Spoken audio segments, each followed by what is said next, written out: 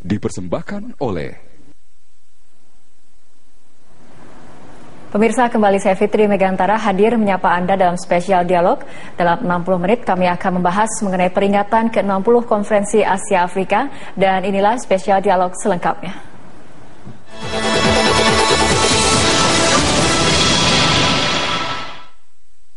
Dipersembahkan oleh Pemirsa, momen bersejarah Konferensi Asia Afrika menginjak usia ke-60 pada 2015 ini.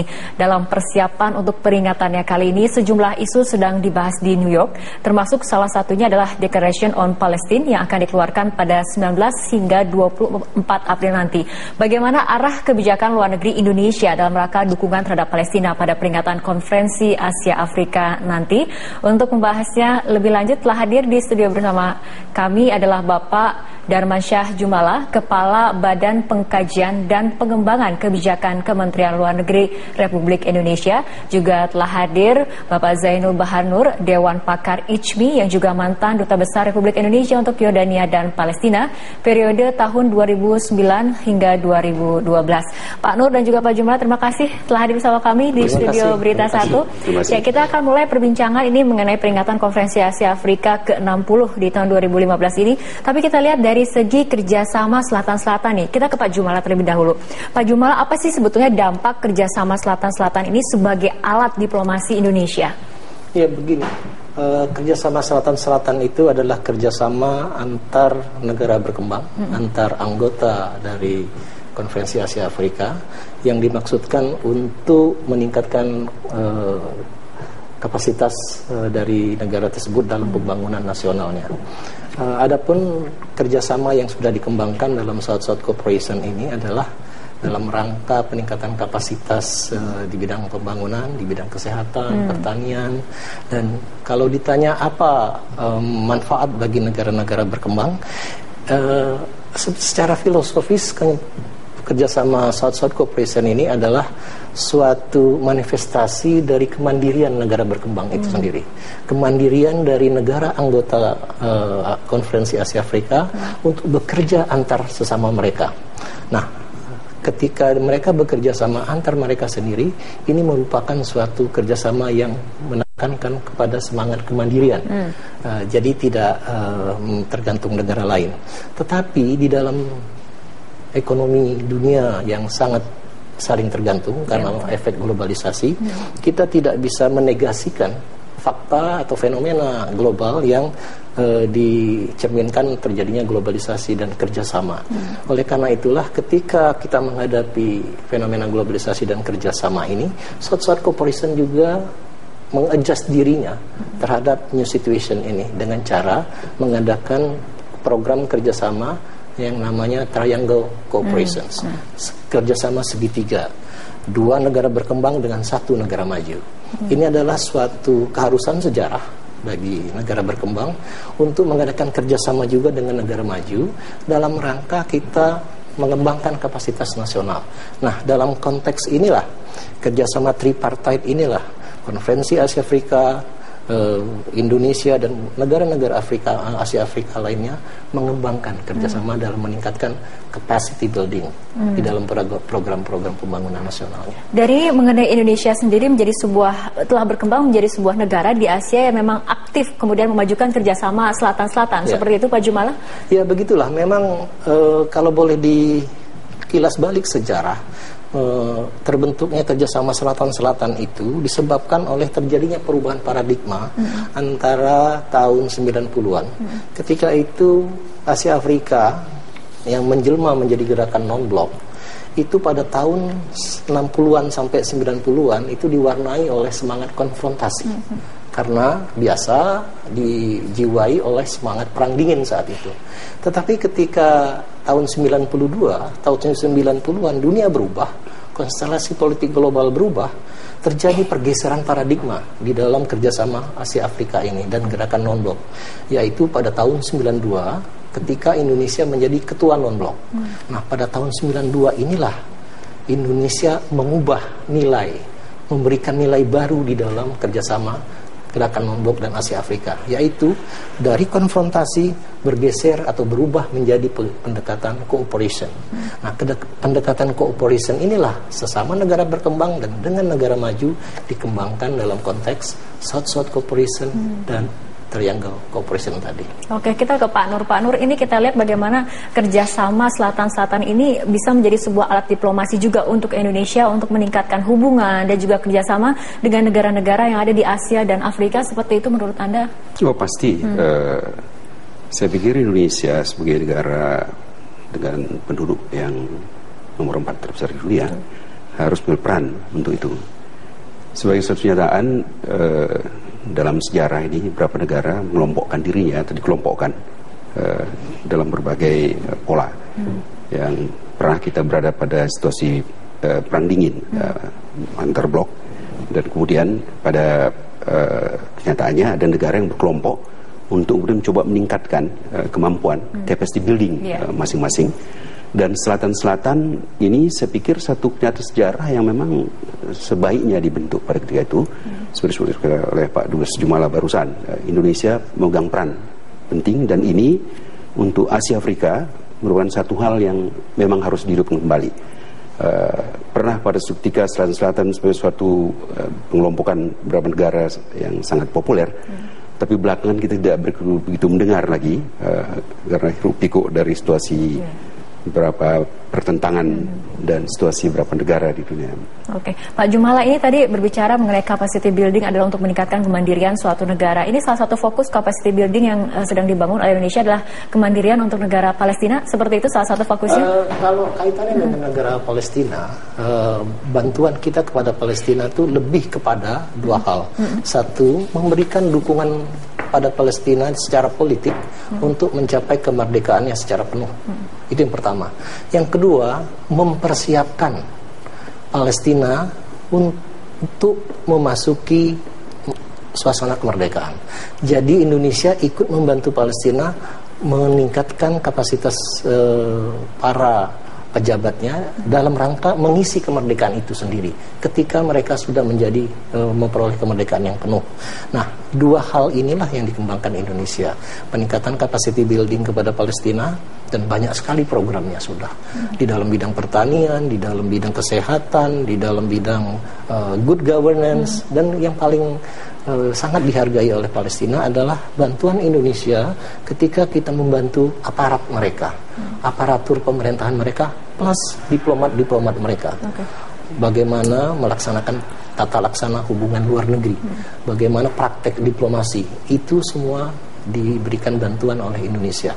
Nah, ketika mereka sudah merdeka nanti, secara penuh, mereka sudah siap dengan sumber daya manusia yang sudah meningkat kapasitasnya. Dalam konteks inilah kapasitas building menjadi perlu.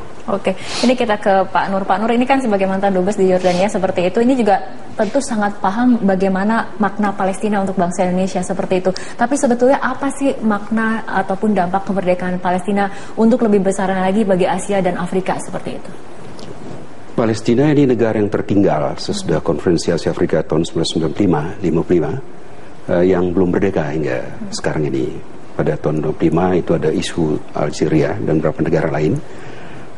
Bagi Indonesia ini hal sangat prinsip karena tidak dikehendaki adanya penjajahan di muka bumi. Satu kenyataan yang kita hadapi, Palestina sebagai satu negara yang utuh. Untuk mereka yang Palestina akan bisa melihat bahwa negara itu negara yang utuh, yang memiliki pemerintahan, yang memiliki birokrasi kenegaraan yang bagus sekali, tetapi dalam penjajahan, ketika sekarang ini sudah tidak kita kenal lagi penjajahan antar negara, dan Indonesia dalam hal ini memegang peran sangat penting.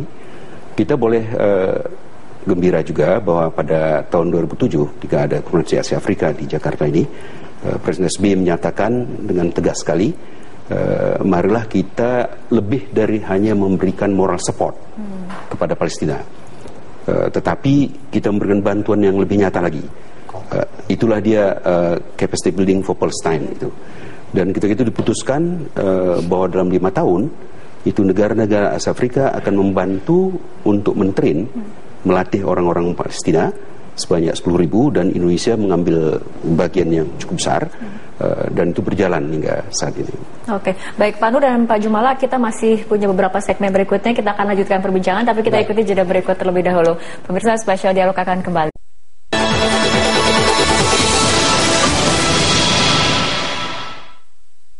Dipersembahkan oleh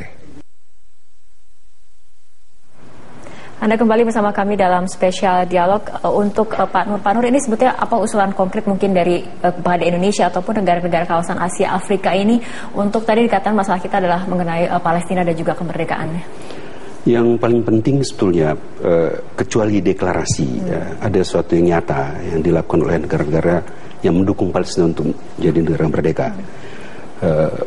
Dalam Konferensi Asia Afrika ini komemorasi yang ke-60 kita harapkan itu lebih dari statement bahwa negara-negara Asia Afrika mendukung untuk Palestina diterima sebagai anggota tetap PBB yang sampai sekarang tidak terjadi.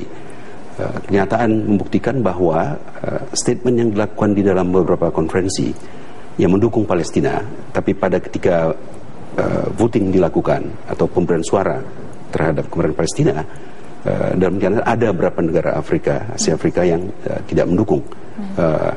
Ini sebetulnya melalui Konferensi Asia Afrika kita harapkan akan muncul satu pandangan sama. Beberapa negara Eropa sendiri pun sudah mendukung kemerdekaan Palestina secara penuh menjadi anggota PBB.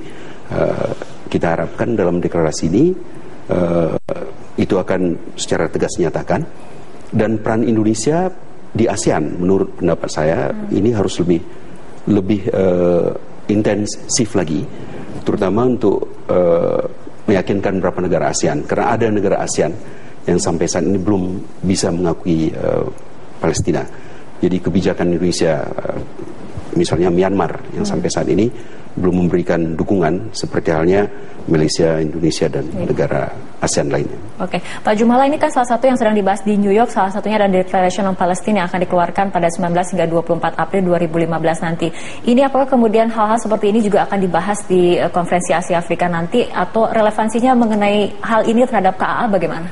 Iya, masalah Palestina itu sendiri memang sudah menjadi masalah yang selalu menjadi perhatian dari Asia Afrika, Konferensi Asia Afrika ini. Di New York sendiri kita perwakilan kita di sana sedang sedang menegosiasikan teks yang memberikan dukungan yang isinya itu menegaskan kembali dukungan Indonesia dan negara anggota Konferensi Asia Afrika untuk kemerdekaan Palestina. Nah, ketika kita bertanya apa relevansinya Konferensi Asia Afrika ini terhadap politik luar negeri atau hubungan luar negeri dewasa ini, saya ingin sharing dengan dengan publik dan para pendengar bahwa ada relevansinya yang kita kembangkan, yang kita pikirkan, yang kita bayangkan dengan perayaan ini. Sebab perayaan ini, event penyelenggaraan Konferensi Asia Afrika ini bukan suatu event peringatan atau commemoration saja, tetapi dia merupakan suatu kegiatan yang merayakan nilai, yang merayakan suatu prinsip hubungan luar negeri, yaitu prinsip anti kolonialisme, prinsip independensi, prinsip non-intervention yang sampai selama ini masih tetap valid dan tetap relevan di dalam menganalisis setiap hubungan luar negeri.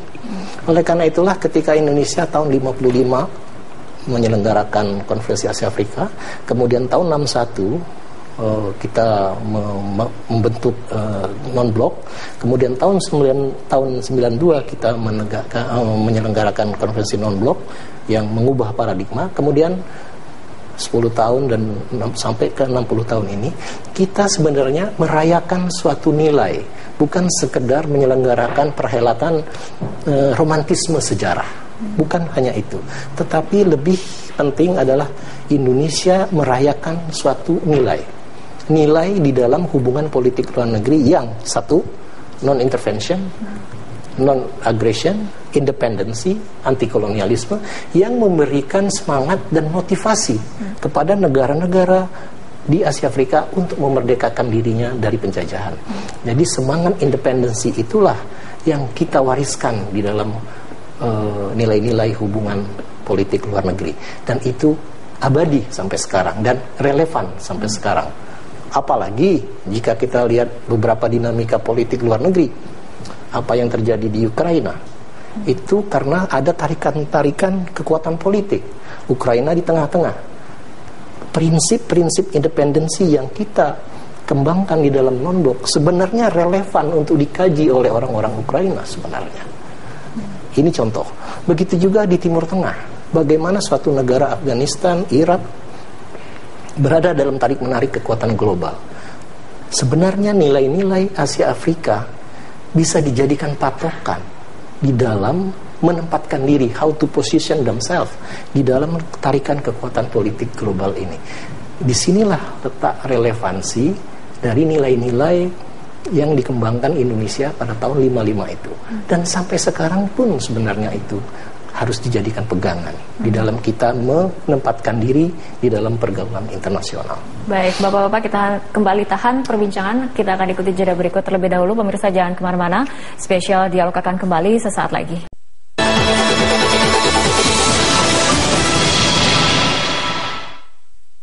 Dipersembahkan oleh Anda kembali bersama kami dalam spesial dialog. Pak Nur, tadi Pak Jumala mengatakan ini konferensi Asia Afrika bukan sekedar mengenai romantisme sejarah, tapi merayakan nilai dalam politik luar negeri. Ini kaitannya dengan Palestina seperti apa? Pertama, pada 1995 Indonesia bersama Birma, bersama Ceylon, Sri Lanka, bersama India, di Pakistan itu melaksanakan Bogor Conference, dan kemudian diikuti dengan Asia Afrika 1995. Itu bukan satu sikap politik luar negeri yang sungguh luar biasa. Pada ketika dunia masih belum betul memperjuangkan kemerdekaan sesama negara. Pada ketika ini benar itu, ini bukan nostalgia, tapi bagaimana memperkuat strategic partnership di antara Asia Afrika yang dicerminkan juga dengan selatan.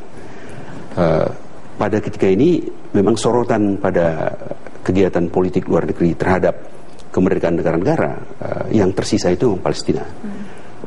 Jadi harapan dari Palestina terhadap Asia Afrika yang dilakukan acaranya pada April ini itu sangat besar, terutama terhadap Indonesia sebagai negara dengan penduduk Muslim terbesar di dunia.